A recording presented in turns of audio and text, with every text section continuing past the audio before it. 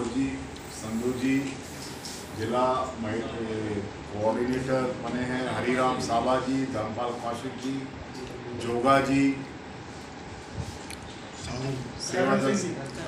करण बुक्कल जी, सागर जी और ईशम सिंह जी, नरेश जी।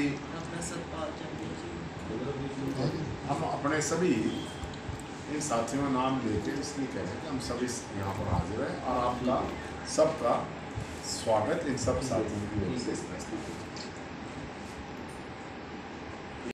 अपने सभी साथियों जिनके मैंने नाम लिए हैं उनकी ओर से मैं आपका स्वागत करता हूँ। 6 अगस्त जो हमारा जन्मदिन कार्यक्रम था, वहाँ नूह की हिंसा की वजह से, उसके हालातों की वजह से पोस्टपोन हो गया था।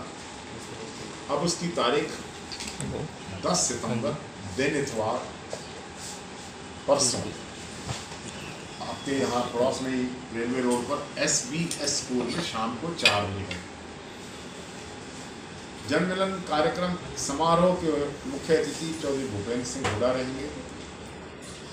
अध्यक्षता श्री उदय भान जी करेंगे, कांग्रेस अध्यक्ष, प्रदेश अध्यक्ष श्री दीपेंद्र हुड्डा जी।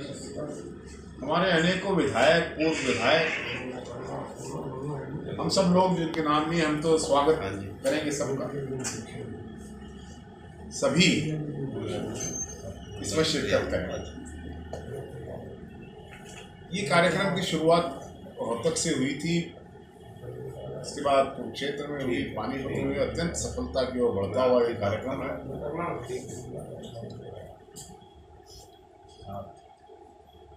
कार्यकर्ताओं की ये मांग थी कि जब ये रैलीज होती हैं तो नेता लोग स्टेज पर होते हैं, कार्यकर्ता नीचे होते हैं, तो क्यों ना हम आपस में एक ऐसा समन्वय पैदा करें कि जहाँ कोई स्टेज भी ना लगी हो, कोई माइक भी ना, नेता जो हैं हमारे स्टेट के लीडर्स वो चाहे। इसको साइलेंट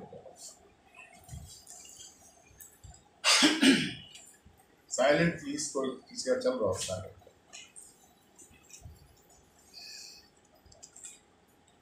ये एक मुख्यमंत्री भी जन संवाद समय बर्बाद कहता हूँ उसको, एक कार्यक्रम करते हैं जिसमें 20-25 लोगों को पुलिस की लाठियों के साए में बिठा दिया जाता है, उनके आधार चेक है। तो बोलता है, एक महिला बोली थी, उसको उठा के बेचारी की चुनरी उतार दी, बाहर पहन। एक आदमी बोला था, उसको पीट के लठों से बाहर मारा। भाई सब आप इसको बंद कर दो, दिस इज नॉट द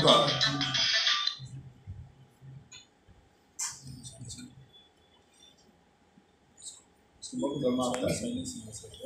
मार ले जाते हैं, मार में ले आइए। हो गया साइलेंस, हो गया साइलेंस, हो गया।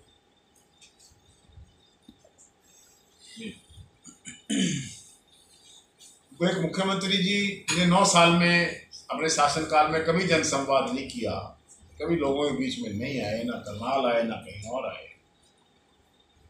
करनाल अपनी समस्याओं से जूझता, आज वो जन संवाद कार्यक्रम कर रहे हैं। मैं समझता हूँ लोगों का समय बर्बाद कर रहे हैं, किसी समस्या का हल नहीं। हजारों लोग प्रॉपर्टी आईडी के नाम पर दुखी हैं, PPP के नाम पर दुखी हैं, अनेकों ऐसी चीज़ें हैं, पेंशन कट गई है, मकानों का कुछ नहीं, दुखी, लेकिन मुख्यमंत्री तक पहुँच नहीं है। मुख्यमंत्री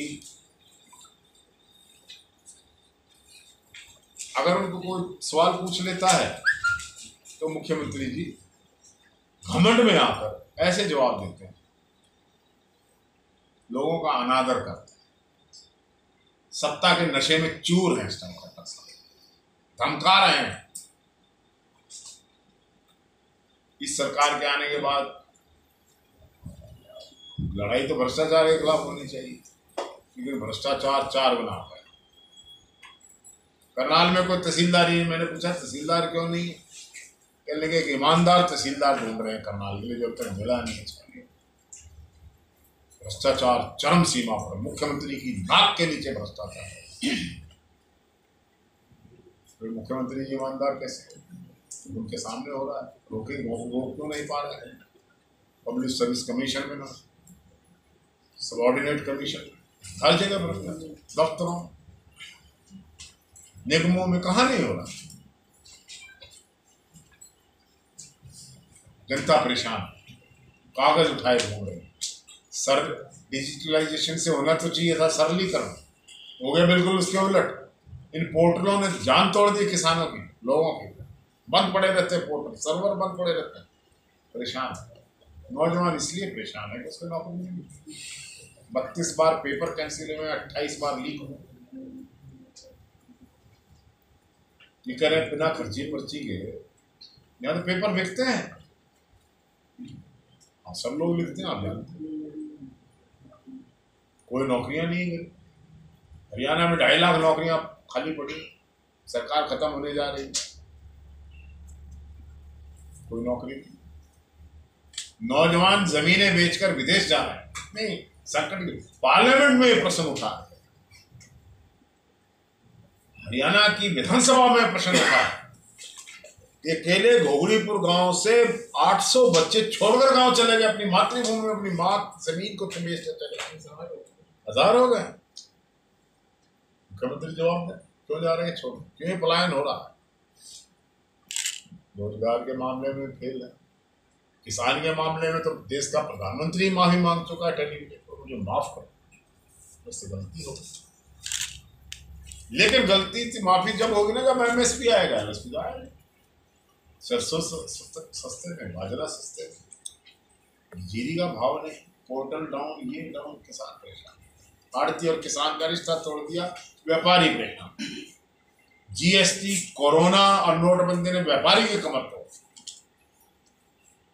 फिर रह गए कर्मचारी, कर्मचारी की कमर तोड़ दी लट्ठों ने सरकार।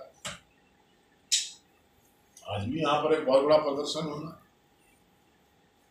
मुख्यमंत्री का निशान जो है, कमल के फूल की बजाय लठ होना चाहिए। ये लठ ही रखते हाथ में। कर्मचारी परेशान, मिलते नहीं, दफ्तर में कर्मचारी नहीं है, अस्पताल में डॉक्टर नहीं, स्कूल में मास्टर नहीं। कौन सी सरकार? बहुत सी समस्याएं हैं, लोग परेशान, सरकार को बदलना चाहते। साफ तौर पर कांग्रेस की सरकार की आहट सुनाई दे रही है। कांग्रेस की सरकार आए, बड़ी भारी संख्या में जीत कर आएंगे, विधायक अपना मुख्यमंत्री चुनेंगे, हाईकमांड की मोहर लगेगी। ये देश के प्रधानमंत्री, एक मैं कहना चाहता हूँ, उन्होंने इस देश के साथ बहुत बड़ा धोखा किया है, देश के युवाओं के साथ, देश की जनता के साथ। महंगाई के नाम पर आई थी सरकार, कमर तोड़ दी महंगाई ने। सामान्य जनता की, गरीब आदमी 200 रुपये सिलेंडर के कम करके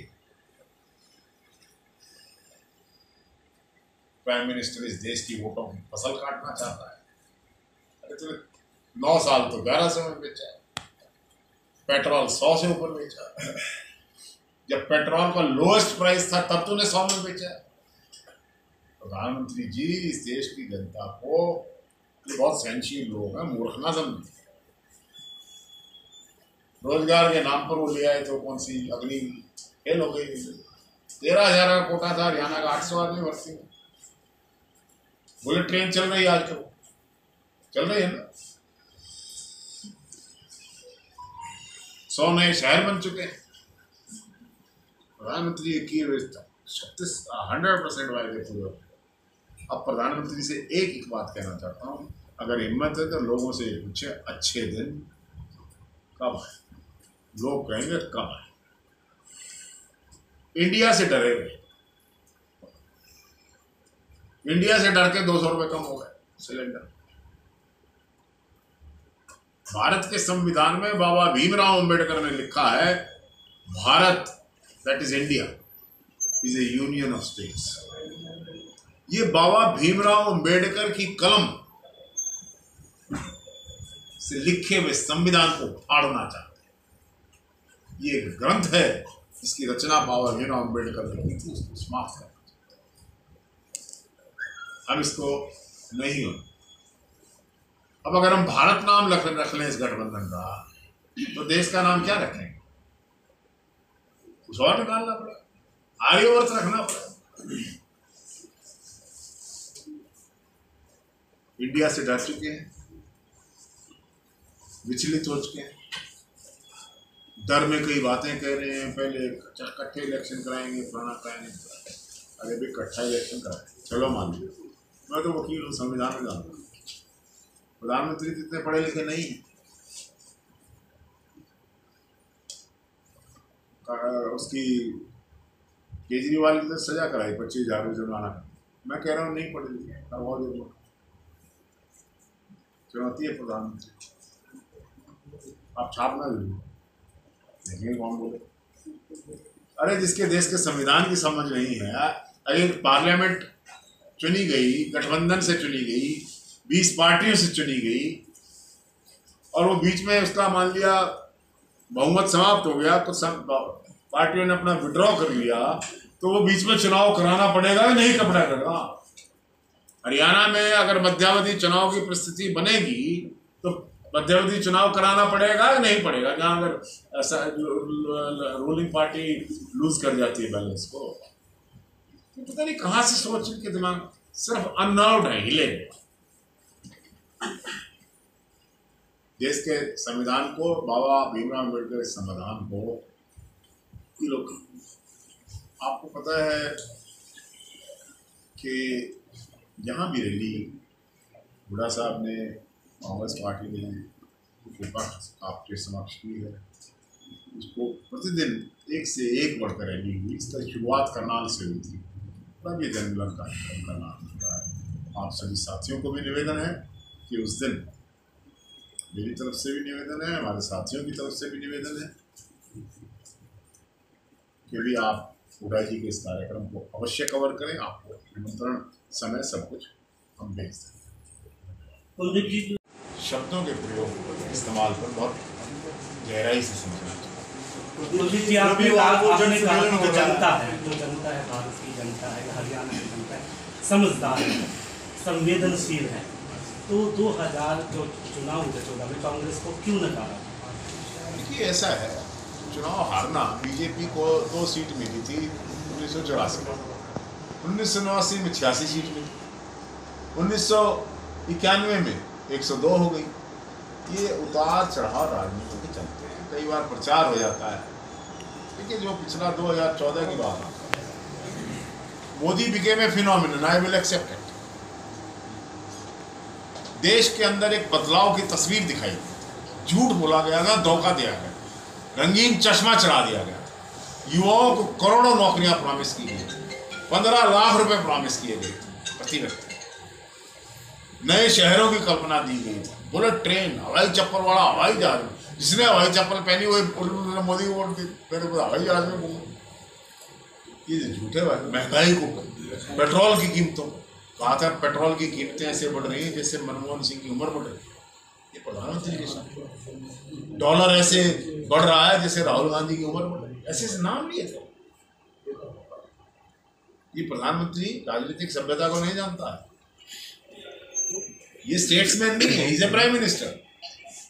स्टेट्समैन होना अलग बात है, प्राइम मिनिस्टर होना अलग बात है। He can talk like this. What is this? Should the prime minister talk like this? He does not know the behavior of a prime minister. He is not an international man. सिर्फ गांव के सरपंच क्या उस level, वो भी बेहतर behave करते हैं, इसी तरह की भाषा ही बोलता है, किसी को कुछ बोलता है। क्या हुआ बंगाल में भाषण बोली थी, दीदी और दीदी किया था, क्या हुआ? जहां जहां प्रधानमंत्री का मुखड़ा दिखा रहे हैं, कर्नाटक में दिखा रहे लोगों को, कहा प्रधानमंत्री ने, इनको नहीं देखो मुझे देखो, तेरे को देख के 60 सीट आई कांग्रेस, हिमाचल में हम जीते। प्रधानमंत्री का चेहरा बंगाल में भी चला, बंगाल, बिहार, छत्तीसगढ़, उड़ीसा, मध्य प्रदेश, राजस्थान, पंजाब, हिमाचल, दिल्ली, महाराष्ट्र, तेलंगाना, कर्नाटका, केरला, आंध्रा और तमिलनाडु, 15 स्टेट्स का नाम लिया है। ये कह रहे थे ना कांग्रेस को खत्म करता, कांग्रेस मुक्त भारत, बीजेपी दक्षिण से मुक्त हो गई, पूछो प्रधानमंत्री जी से क्यों मुक्त हो? 2014 की बात की क्या अन्ना, चाहे वो अन्ना हजारे है, चाहे बाबा रामदेव, इतना भ्रष्टाचार हो रहा है, आपका भी संपर्क नहीं हो पाया हैं? आपका भी संपर्क नहीं। अन्ना हजारे से हाँ जी, किसी का भी नहीं हो पा रहा, वो आएगा ही नहीं। ये तो बीजेपी का एजेंट था Vinod CAG CAG, he was an agent of BJP. He wanted कि मुझे कितने ब्यूरोक्रेट को मिनिस्टर बनाया गया है, जिन्होंने ये काम किया है उनको मोदी जी ने खूब इनाम दिया है। कुलदीप जी, G20 हो रहा है दिल्ली में, लेकिन बस्तियां जो हैं उनको ढक दिया गया है, चादरें डाल दी गई हैं, पर्दे डाल दिए गए हैं। इस बस्तियों को ढक दिया गया है पर्दों के साथ, चादरों के साथ, कहीं पे हरे और कहीं पे काले। इसके बारे में आप क्या कहना चाहते हैं? और 7 देशों से वहाँ के लोग नहीं आए हैं, प्रधान नहीं आए वहाँ के। देखिए, it's a diplomatic failure of prime ministers government. China और पुतिन का ना आना, दो बड़ी पावर्स हैं वर्ल्ड की। अमेरिका के UNO के दो जो 5 सुपर पावर नंबर्स 2 हैं, G20 मेंबर, आज तक चाइना ने मिस नहीं किया, वो नहीं आए हैं। इट्स ए डिप्लोमेटिक फेलियर, एक बात। दूसरी बात, बस्तियों को झुग्गियों को ढक दिया गया। अरे ढकने से आज तो काम चला लोगे, लेकिन उनकी तकदीर को बदलने का काम करो। मेरी उनसे सलाह है, बनावट के असूल से कभी खुशबू नहीं आ सकती कागज के फूलों से लगा के। इससे क्या है, पूरे दिल्ली में केवल मोदी जी के ही पोस्टर लगे हैं G20 के लिए, किसी और देश के नहीं लगे हैं, किसी भी प्राइम मिनिस्टर के, प्रेसिडेंट के या किसी प्रतिनिधि के नहीं लगे हैं। इसके बारे में आप कैसे देखते हैं? लगने चाहिए थे, नहीं लगे हैं। ये तो ये देश की इवेंट है, मैं बहुत ज़्यादा उस बारे में अटैकिंग मोड में नहीं रहता हूँ, क्योंकि देश का सवाल जहाँ आता है ठीक है, बाकी बहुत कुछ कह सकता हूँ इस पर। हरियाणा के मुख्यमंत्री करनाल से विधायक थे, अब एक और घोटाला, बिजली घोटाला, तारे बिछाई जा रही है। अब कह रहे हैं कि दस्तावेज जो हैं वो नकली है, पेमेंट हो चुकी है। आप बताओ जी क्या है घोटाला? एक वो तो बताए हैं बिजली, अब नया जो आज जो आया, बिजली का भी उजागर हुआ है, उसका दस्तावेज इनके पास नहीं है। कितना का सामान आना, कितना लगा, कोई बिना एस्टिमेट के वो काम चला रहे हैं, बिना एस्टिमेट के। इसलिए अभी हम परसों बिना एस्टिमेट के लिए कंपनी को टेंडर दिया गया था, उसके जो दस्तावेज हैं वो नकली हैं। वही कह दिया ना, वो कंपनी डिफॉल्ट है। डिफॉल्ट पहले जैसे उसको दिया था ID बनाने के लिए, प्रॉपर्टी ID बनाने के लिए, याचिका को, तो वैसे ही नकली कंपनी को दे दिया गया। बाद में काम नहीं होगा, आप जाके बैठ जाएंगे, सिक्योरिटी 10-20 हज़ार 50 हज़ार रख लेंगे, लेकिन काम नहीं होगा तो उसका कोई जवाब नहीं है। मुख्यमंत्री का कोई इंटरेस्ट नहीं है करनाल में। सारा 2000 करोड़ रुपये के स्मार्ट सिटी में लग चुका है, अभी तक सफेद पत्र जारी करें, क्या कहाँ लगा है? करनाल में मुख्यमंत्री जी भी साइकिल यात्रा निकाल रहे थे ताकि लोग स्वस्थ रहे, और जो सांझी साइकिल जो योजना चलाई, वो साइकिलें कहाँ है बताओ? आप ढूंढो, आप नहीं ढूंढो, आप नहीं ढूंढते। 1 करोड़ की साइकिलें वो नहीं है, जो शेड बनाए वो बेकार पड़े हैं, वहाँ लोग कब्जा करके बैठे हुए हैं। बस यात्रा जो सी लोकल बस वो बंद हो गई है, ई-रिक्शा चार्जिंग वो बंद हो चुका है, मल्टी लेवल पार्किंग बनानी थी उसका पता नहीं है, मुगल कनाल फेज 3 बनाना था उसका पता नहीं है। कौन सा ऐसा प्रोजेक्ट है जो श्री चंद्र नाइट मार्केट है 1 महीना में चली, टॉयलेट बंद पड़े हैं, दूसरे शोरूम बंद पड़े हैं, सर्जरी शौचालय बंद पड़े हैं, पानी की व्यवस्था नहीं है। तो कौन सा ऐसा स्मार्ट सिटी में काम है जो हुआ है, वो आप बताओ। क्या लगता है कि इन कारणों की वजह से सारे प्रोजेक्ट्स नहीं चल पाए? कारण यह कि जवाब नहीं है। मुख्यमंत्री करनाल का कोई इंटरेस्ट नहीं है, वो आज बता दे आके यहाँ खिला छपरा कहाँ है, आज बता दे आके यहाँ कटाबाग कहाँ है। उनको अपने हल्के के किसी गाँव का नहीं पता, वो क्या व्यवस्था संभालेगा, तो किसी गली का महिला कोच। संदीप जी जो हैं खेल मंत्री हैं, उनके बारे में आप क्या कहना चाहते हैं? वो आज़ाद हैं और जो यौन पीड़िता है उनके साथ नाइंसाफ़ी हो रही है। पूरे देश में अगर हम बात करें तो महिलाओं की यही स्थिति है, करनाल में भी यही स्थिति है। इसके बारे में आप क्या कहना चाहते हैं? इन्होंने नारा लगाया था भाजपा ने, बेटी बचाओ बेटी पढ़ाओ, किंतु अगर आज आप देखेंगे चाहे आप यूपी में देख लें किस प्रकार से हमारी जो महिलाएं कोच हैं कितने दिन धरने में बैठी रही। बृजभूषण शरण के खिलाफ आज तक कोई एक्शन हुआ? कुछ नहीं हुआ। उसके बाद हमारी जो महिला कोच, जिसने अभी आपने देखा होगा रोज़ उसका इंटरव्यू आ रहा है कि किस प्रकार से उसने कहा कि जी मुझे वॉशरूम यूज़ करना है, और उसको मंत्री के प्राइवेट कमरे में और प्राइवेट बाथरूम में भेज दिया गया। जब वो वहाँ से निकली और तो मंत्री ने उसको बहुत हरास किया। और अभी जो हमारा सत्र था उसमें हमारे पूर्व मुख्यमंत्री भूपेंद्र सिंह हुड्डा जी ने कहा कि ठीक है जो भी लॉ एक्शन लेगा ठीक है, किंतु आप इसका इस्तीफा तो ले। मुख्यमंत्री ने खड़े होकर बार बार कहा नहीं लूँगा नहीं लूँगा नहीं लूँगा। इसका क्या मतलब हुआ? आपने देखा होगा अभी 2-3 दिन पहले कहीं कोई रैली थी, वहाँ पे महिलाओं ने खड़े होकर कहा कि मुख्यमंत्री जी हमारे को रोज़गार चाहिए, आप हमारे यहाँ पर कोई फैक्ट्री लगा दें जहाँ हम काम कर सकते हैं। उसने महिलाओं का मजाक उड़ाया, बोलता है जब अगली बार चांद पे चंद्रयान जाएगा तो मैं आपको वहाँ भेज दूँगा। क्या इस प्रकार से महिलाओं से बात की जाती है? हमारी एक पूर्व जो सरपंच है उसके पति के ऊपर अटैक हुआ, उसने मुख्यमंत्री के आगे अपनी महिला की जो सबसे बड़ी शर्म लिहाज उसकी चुन्नी, उसका दुपट्टा होता है, उसने वो उनके पैरों में रखा कि जी मेरी सुनिए, उसको पकड़ के बाहर भेज दिया गया। तो हरियाणा के अंदर पूरे जहाँ भी आप देखेंगे महिलाओं के साथ बहुत ही बुरा हाल है। और अगर उसके खिलाफ पुलिस ने पूरा जो रिपोर्ट आई है मंत्री के खिलाफ, ये क्यों उसके ऊपर क्यों नहीं उसको देख रहे? उसकी चैट्स मिली है, कई कुछ मिला है। और वो महिला कोच को उसके प्राइवेट घर के अंदर, प्राइवेट पार्ट के अंदर उसको क्यों भेजा गया? नहीं, आप करनाल से पूरा विधायक कर रही है, कोई अमीर आदमी होता है तो उसके लिए सब जाता है, लेकिन एक करनाल का एक मामला भी सामने आया है। अरोड़ा परिवार का, बिहारी लड़की थी, उसने आत्महत्या की या हत्या की, लेकिन कोई उस परिवार से अभी तक पूछने जो है वो नहीं जा रहा है। हालांकि साक्ष्य दिखा रहे हैं कि स्टूल है बेड पर, एक में है नहीं है। तो आपके पास जानकारी है इस मामले में, क्या है क्या नहीं है? मेरे पास अभी उस परिवार से कोई मिला नहीं। आपने वो 16 साल की लड़की थी, उसने आत्महत्या की या उसकी हत्या हुई? क्योंकि वो जहाँ पे काम करती थी उसी घर में वो वाक़या हुआ। देखो उसकी अच्छे से इंक्वायरी होनी चाहिए, और जो भी दोषी है, चाहे कोई भी दोषी है, उसको सजा होनी चाहिए। हम तो किसी का साथ नहीं लेते। अगर किसी ने गलत काम किया है उस लड़की की, हम लड़कियों के साथ हैं। ये छोटे छोटे बच्चों को वैसे भी काम पे घर पे नहीं रखना चाहिए, और अगर उसके साथ कोई ज्यादती हुई है तो पुलिस को जरूर एक्शन लेना चाहिए। हम उसके साथ हैं। जी जाती क्या उसका तो अबॉर्शन तक की बात पुलिस कह रही है कि को हॉस्पिटल में जो है उसका अबॉर्शन जो है, इसका मतलब उसका शारीरिक उत्पीड़न भी हो रहा था। उसकी कोई रिपोर्ट आई है? पोस्टमार्टम में तो ऐसा कुछ नहीं हुआ, पोस्टमार्टम में अभी ऐसा कुछ नहीं आया है, लेकिन एफएसएल रिपोर्ट आनी अभी बाकी है। लेकिन जो तथ्य दिखाए जा रहे हैं अरोड़ा की तरफ से या पुलिस की तरफ से वो ये है कि ऐसा कुछ भी नहीं हुआ है।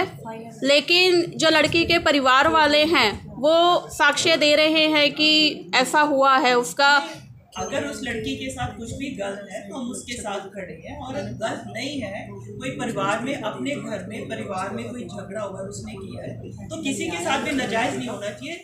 उसकी रिपोर्ट आ जाए पोस्टमार्टम की, अगर कुछ गलत है तो हम उसका पूरा साथ देंगे। पोस्टमार्टम के बाद अब तो सरकार, अब तो समय भी आने वाला है और इलेक्शन में आने वाला है। एक बार फिर मुख्यमंत्री जी हरियाणा के कहेंगे कि आपको समय दे जाते जाते। चलो आपको विकास कर दिखाते हैं करनाल के 9 साल में आपने क्या क्या विकास किए, ज़्यादा बताते हैं। मेरे साथ चले, क्योंकि उनको ना तो प्रशासन दिखाता ना कोई दिखाता है। साथ चलो आप दिखा कर आज का आपके मतलब फिर टाइम मांगता हूँ 1 घंटे का। तो उम्मीद है कि 9 साल में तो रियाली हम देंगे। एक सेकंड, मैं एक बात क्लियर कर दूँ यहाँ। एक्सक्यूज मी, अरे मैं बात ना करो। करनाल के कांग्रेस के सभी वरिष्ठ नेता, Karnal means Karnal constituency city, ये मुख्यमंत्री जी का कार्य क्षेत्र है। यहाँ से विधायक बने, यहाँ के रहने वाले नहीं हैं। एक 50 गज के घर पे ताला मार के लिखा हुआ मुख्यमंत्री निवास, उनके नाम भी झूठ बोल। ये हमारा शहर है, इट्स नॉट ए सीएमसी।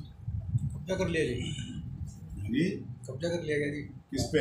शहर पे हमारा कब्जा है नहीं, उस मकान पे, उस मकान के ऊपर क्या कब्जा किया हुआ है? मुख्यमंत्री ने जी, ताला लगा रखा है। वो किसके नाम पे है प्रॉपर्टी? किसके नाम है? तो इसका मतलब कब्जा मुख्यमंत्री के नाम नहीं है। मुख्यमंत्री से पूछ लेना आपके नाम है क्या। मैं कह रहा हूँ नहीं है, हो सकता मैं गलत, उनसे पूछ लेना, वही बताएगा। मेरे मकान की रजिस्ट्री मेरे नाम है, सुमिता जी के नाम त्रिलोचन जी, ये बता देंगे। हम कह रहे हैं इसके नाम नहीं है, बता दें वो। तो कहाँ के रहने वाले हैं मुख्यमंत्री जी? मुख्यमंत्री जी रोहतक के रहने वाले हैं, निदाना गाँव के। लेकिन आप ही कहते हैं सीएम सिटी है ये, आप कहते हैं, हम नहीं कहते, हम कहते हैं हमारा शहर है, कर्ण सिटी है, कर्ण का शहर है। सीएम सिटी नहीं है, सीएम सिटी, सीएम का मतलब ही नहीं आ सकती, कभी आएगा शहर है। मीडिया कल आए थे क्या जन्माष्टमी में सीएम?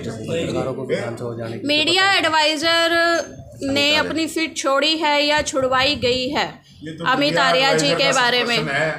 उसने क्यों छोड़िया छुड़वाई, मेरी बात पूरी करने दीजिए मुझे। आपसे निवेदन ये है कि हमारे करनाल के नेतागण मुख्यमंत्री जी को के खिलाफ, सिटिंग चीफ मिनिस्टर के खिलाफ हरियाणा कांग्रेस के नेताओं को, इसमें भूपेंद्र सिंह हुड्डा जी हैं या उदय भान जी अध्यक्ष, जो आने वाली सरकार है उसको, जो कांग्रेस की सरकार आ रही है, एक करनाल में मुख्यमंत्री के फेल्योर का चार्टर तैयार करके, कैसे ये फेल हुए हैं मुख्यमंत्री, करनाल को इसका हक देने से तैयार करके सौंपे। सर आप भी वरिष्ठ नेता हैं, शमशेर सिंह गोगी भी वरिष्ठ नेता हैं, वो बयान दे रहे हैं कि जो प्रदेश अध्यक्ष हैं वो प्रदेश अध्यक्ष की हैसियत से काम नहीं कर रहे हैं, वो सभी कार्यकर्ताओं को साथ लेकर नहीं चल पा रहे हैं। बड़ी विनम्रता से मैं कहना चाहता हूँ, गोगी जी हमारे से वरिष्ठ हैं, हम उनका बहुत सम्मान करते हैं, लेकिन जिसने जो बात कही है उससे उन्होंने दे दी, आपका क्या रिएक्शन है सर? मेरे को तो जिसने प्रदेश का अध्यक्ष जिसको बना दिया पार्टी, मैं उसको प्रदेश का अध्यक्ष मानता हूँ। क्या पार्टी के लिए ऐसी बयानबाजी ठीक है? ये प्रश्न गोगी जी से पूछा, सब अपना वो खुद असेसमेंट करें। मैंने ये कहा है, मैंने कहा ना मेरे से सीनियर हैं, मुझसे बड़े हैं, उनका रुतबा ज़्यादा है, सिटिंग एमएलए हैं, तो मैं एक्स एमएलए हूँ, जूनियर आदमी हूँ, मैं कमेंट नहीं कर सकता हूँ।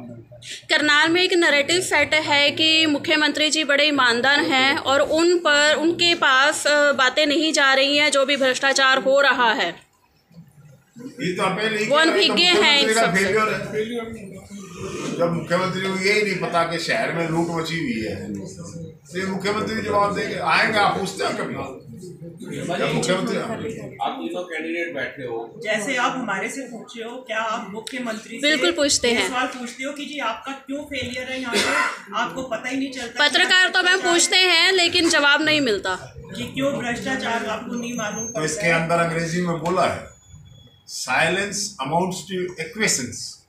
जब आप किसी का जवाब नहीं देते हैं, मैं लॉयर रहा हूँ, हमेशा इस बात पर आर्ग्यू करता हूँ, आप मुख्यमंत्री से प्रश्न पूछते हैं कि बहुत भ्रष्टाचार है, आपकी नाक तले हो रहा है, वो चुप रहते हैं, that means silence amounts to एक्वेसेंस।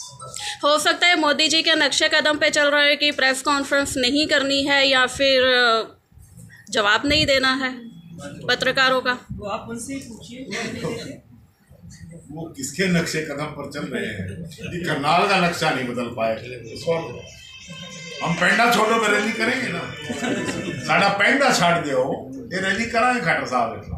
Kuldeep ji, BJP ने नारा दिया 75 पार, कांग्रेस की कितनी सीटों की उम्मीद है आपकी बात? देखिए Congress not fix number, because कई बार हमें जितना नंबर हमने फिक्स किया उससे बहुत ज़्यादा नहीं, there's no point.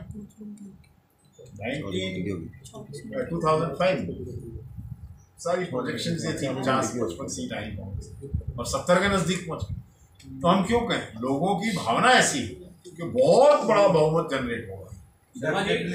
मेरा सवाल है, आपके अगल बगल आप तीनों कांग्रेस के सीनियर नेताओं में गिने जाते हो, कहाँ से चुनाव लड़ते हो तीनों? अभी चुनाव का कोई प्रक्रिया शुरू नहीं है, अभी चुनाव में समय पड़ा है। मैं शर्मा जी से पूछा, कोई नहीं भाई है, मैं भी जवाब दे सकती हूँ। जब चुनाव आएगा, जिसको पार्टी जहाँ से टिकट देगी, हम सब एक हैं, हम बहन भाई हैं, जिसको पार्टी जहाँ से टिकट देगी वो वहाँ से लड़ेगा और जिसको नहीं मिलेगी हम उसकी मदद करेंगे। लेकिन चुनाव आता है, जब चुनाव आता है तो एक FIR की तलवार लटका दी जाती है, उसका सामना कैसे करेंगे? करेंगे, आप देख लेना जिसके भी तरफ। चुनाव आयोग ने इशारा किया है कि 6 महीने पहले भी। चाहते हो क्या FIR हो हर बार? यही ये तो सरकार। मैं ये कह रहा हूँ एक सभी भाई कुछ बाद में आए हैं पत्रकार। हुड्डा जी का 4 तारीख को जन मिलन कार्यक्रम का आप सबको निमंत्रण, 4 बजे 10 तारीख और 4 बजे प्रेस कॉन्फ्रेंस। चुनाव आयोग ने इशारा किया कि 6 महीने पहले इलेक्शन हो सकते हैं, इसके बारे में क्या देखते हैं? आप चिंता ना करो, आपको सारा कार्यक्रम बता दिया करेंगे, हम सब तैयार हैं। लास्ट क्वेश्चन लास्ट नहीं है भाई, लास्ट नहीं। Today's press conference, what's the main aim? Anyhow. एक तो जो हमारा 20 तारीख का कार्यक्रम उसकी सूचना होनी चाहिए। तो कार्यक्रम में सुरक्षा के लिए इंतजाम किए गए हैं। देखिए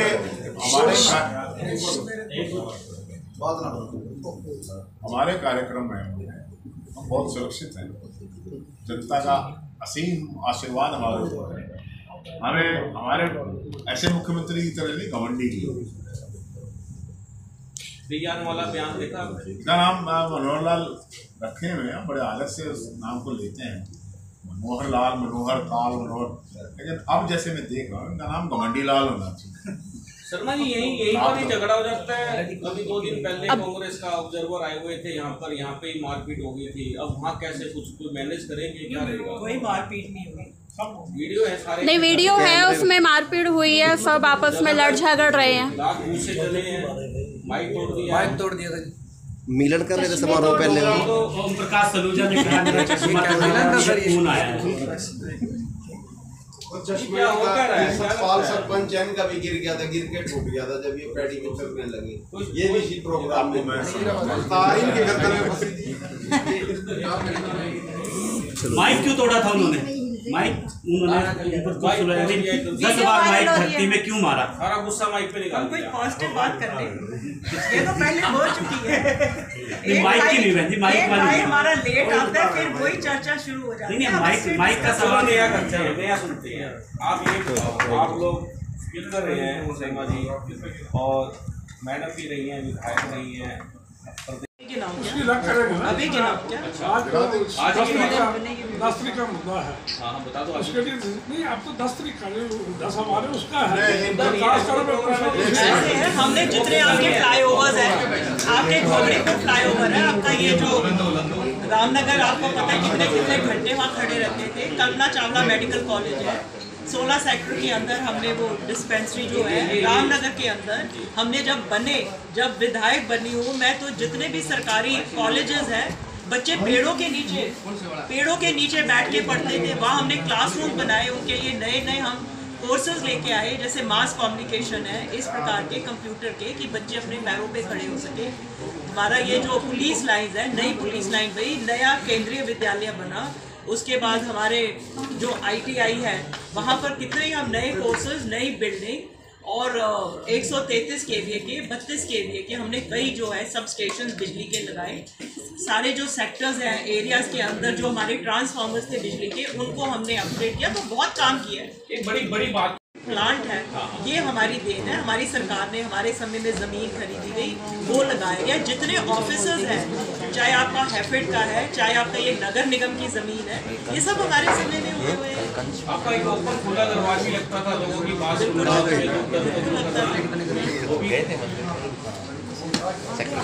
चलो, थैंक यू वेरी मच।